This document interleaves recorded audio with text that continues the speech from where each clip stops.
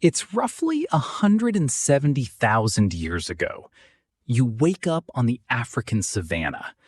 The morning air feels warm and still, and something strange hasn't been invented yet.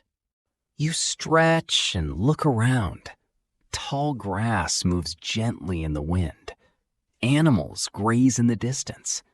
Everything feels completely natural. At no point do you think, you know what would improve this morning? A pair of pants. The idea doesn't even exist. For most of human history, people lived without clothing. No shirts, no jackets, no shoes. And yet, today, billions of people get dressed every morning. It's one of the first things we do, almost without thinking. We wear clothes to work. We wear clothes to sleep. We wear clothes to exercise. We even dress up our pets. Clothing has become so normal that many societies have laws about it. Being completely naked in public can bring legal consequences. Think about how strange that is. Human civilization created rules, regulations, and expectations about covering our bodies. But why did it start? When did humans first wear clothes? And what problem were they trying to solve? Most animals never needed them. Wolves don't wear coats. Lions don't wear shirts. Elephants never need sweaters. Yet somehow, humans became different. We created an entire world built around clothing. Fashion industries emerged. Textile empires were built. Entire economies grew around what people wear. But the beginning was far simpler than that. Long before fashion shows, there was survival. The truth is, scientists don't know exactly when humans first started wearing clothes regularly. Animal skins rarely survive for hundreds of thousands of years. Fabric decays quickly. Leather breaks down. Evidence disappears. That creates a problem. How do you study clothing when the clothing itself has vanished completely? The answer comes from an unexpected source. Not bones, not tools, not ancient artwork. Instead, it comes from parasites, tiny creatures that lived alongside humans. Before we reach that story, we need to understand something important about the human body. Compared to other mammals, humans are remarkably hairless, not completely bald, but unusually bare. Look at a gorilla. Its body is covered in fur. Look at a chimpanzee. The same pattern appears. Bears have fur. Wolves have fur. Horses have fur. Almost every large mammal does. Then there is us, standing among them, a strange primate with mostly exposed skin. From an evolutionary perspective, that is incredibly unusual. Nature normally keeps mammals wrapped in insulation. So the question becomes, why did humans lose theirs? Why abandon fur when nearly every animal kept it? Scientists have proposed several explanations, but one theory stands above almost all the others.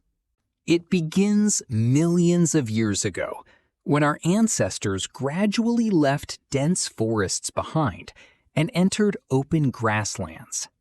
Life on the savanna presented new challenges. There was less shade, more sunlight, and longer distances to travel. Early humans became walkers, then runners. Not the fastest animals, but among the most persistent. Instead of sprinting, they relied on endurance. They could keep moving long after other animals stopped. But there was a problem. Running generates heat, lots of heat, and fur traps it. An overheating hunter is a dead hunter. If body temperature rises too far, the brain begins to fail. Evolution needed a solution, and over countless generations, humans gradually lost much of their body hair. In exchange, we developed something remarkable: millions of sweat glands spread across our skin.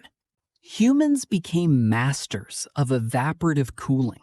Sweat carried heat away, allowing us to stay active for hours at a time.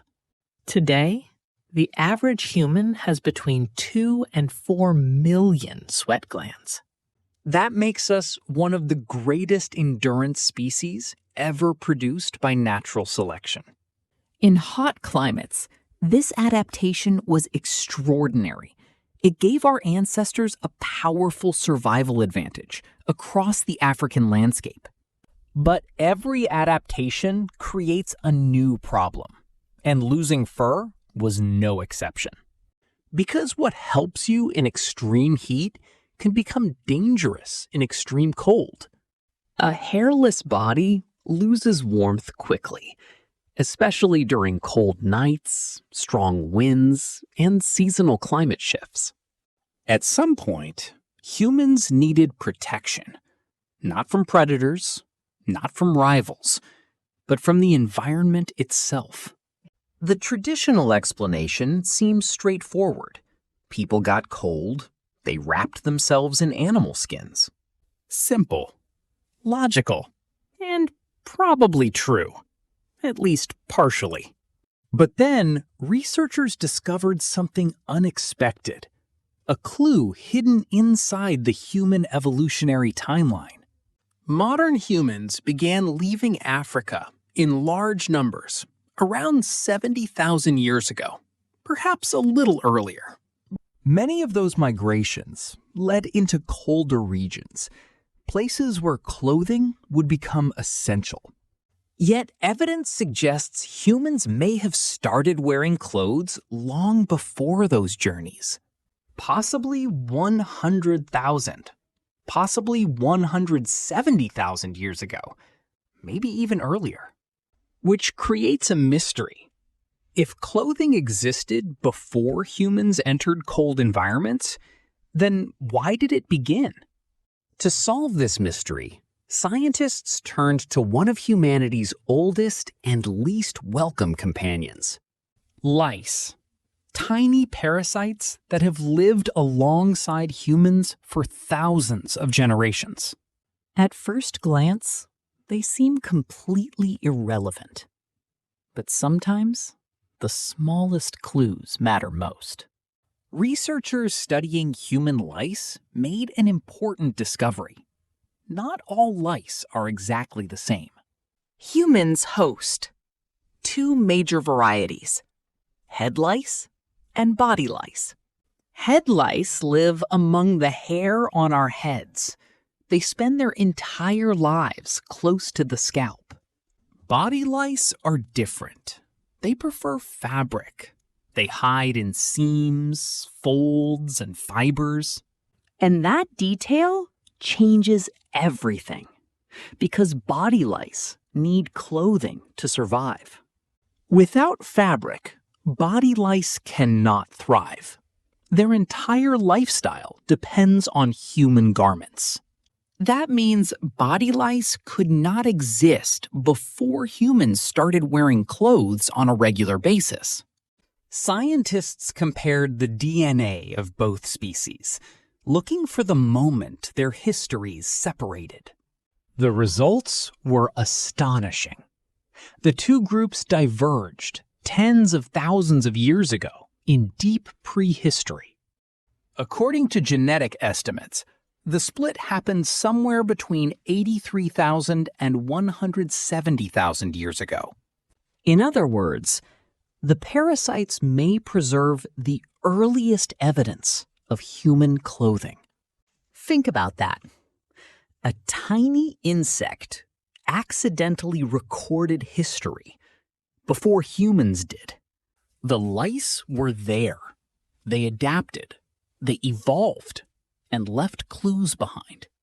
It's one of the strangest examples of scientific detective work anywhere in evolutionary research. Truly unexpected. So now we know humans were likely wearing clothes. But another question remains. Why did they start? One possibility is simple protection. Not against winter, but against everyday hazards. The African landscape can be unforgiving. Sharp thorns, harsh sunlight, biting insects. A basic animal hide could shield the skin from cuts, burns, and irritation. Even a simple covering would reduce injuries, and fewer injuries meant better chances of survival. Sometimes the explanation really is practical. Not dramatic, not symbolic, just useful. But many researchers believe something deeper was happening. Something uniquely human. Something social. Because humans are not only survivors, we are communicators, and we constantly signal who we are to others. Humans are social creatures. We constantly observe one another. We notice status. We notice differences. Long before written language, people were already communicating through appearance, behavior, and symbols. Evidence suggests that ancient humans used ochre, a natural red pigment, for body decoration. Some ochre discoveries date back nearly 200,000 years into the past. That means our ancestors may have been decorating themselves before clothing became common. A fascinating possibility. Painting the body and wearing animal hides are closely related ideas. Both change how others see you. Once people began covering their bodies, new questions appeared. Which hide should I wear? Does this animal represent strength, courage, skill, status? Suddenly, clothing became more than protection. It became a message, a visual statement. Perhaps this was the beginning of fashion. Not fashion as we know it, but the first step. For thousands of years, clothing remained simple. Animal skins were draped, wrapped, and tied. But around 50,000 years ago, something remarkable appeared in the archaeological record. A new technology. Bone needles. Not just sharpened tools, real needles with tiny eyes. These tools allowed people to stitch materials together with precision and consistency. Now clothing could fit the body. It could trap heat. It could be layered for different conditions. The oldest known examples were discovered in Siberia, a region where winter can be brutally cold. Without proper clothing, survival there would have been almost impossible. Needles changed everything. They transformed hides into tailored garments, a true technological leap. And modern humans were not alone. Neanderthals also processed hides and likely wore clothing. Evidence suggests they developed their own methods for surviving harsh climates across Ice Age Europe. Another mysterious group, known as the Denisovans, may have used decorated objects connected to clothing as well. Different human species arrived at similar solutions. Faced with similar challenges, they adapted in similar ways. Over time, clothing became more than survival. It became identity, culture, tradition. Every garment told a story. Who you were, where you belonged, what you believed. And even today, when you choose what to wear, you continue a tradition that began over 150,000 years ago.